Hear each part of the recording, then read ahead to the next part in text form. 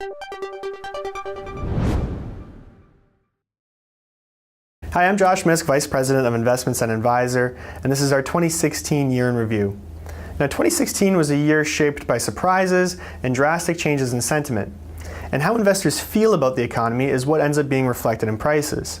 Now, that negative sentiment early on was fueled by a slowing economy in China, by dropping oil prices, and by increased geopolitical tensions.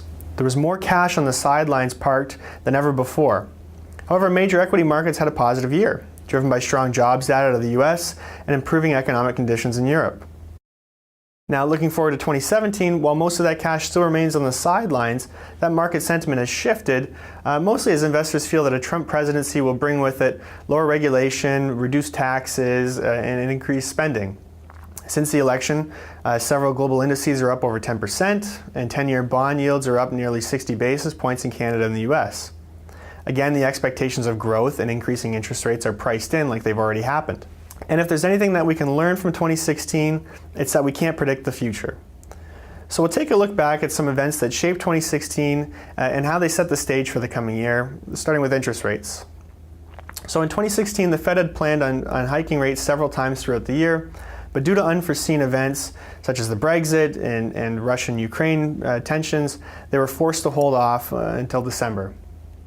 Now in 2017, the Fed is again planning on several rate hikes, with 3 planned for the year, which is a positive sign for growth, but we think that they'll be met with adversity as most other major economies are still on the path to recovery and remain in low interest rate environments.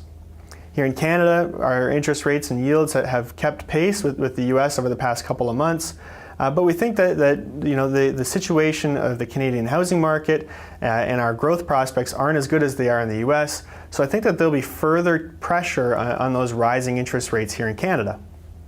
Now we'll take a look at the US dollar. With positive job numbers, the USD fared quite well against other currencies in the year. Weakness in Europe, for example, stemmed from the Brexit vote and a shaky forecast for the EU. The Chinese yuan declined due to lower growth expectations in China. The Canadian dollar was one defector as increasing oil prices helped to inflate the Canadian dollar. Now, while momentum behind the US dollar continues, I think it'll be met with some headwinds as well, since a strong dollar will hurt global corporate earnings by US corporations. So finally, we'll take a look at how the shift to positive sentiment is creating strong demand for risky assets. Now, this positive sentiment is fueled by expectations of the Trump bump, as his administration is expected to be more corporate friendly. But I think we need to approach this with a little bit of caution, as policy changes such as increased public spending don't pass through Congress unscathed. And I think that it's likely what was promised on the trail in 2016 won't be what comes out of 2017.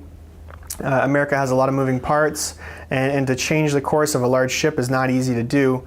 So I think it'll be likely be some time before we see any of these major policy changes come to fruition. Now looking forward to our expectations for 2017, with most major economies still on the path to recovery, I think barring any unforeseen major events, we would expect to see equities outperform bonds. But also bear in mind that we would expect to see volatility crop up from time to time with the expected ongoing geopolitical tensions.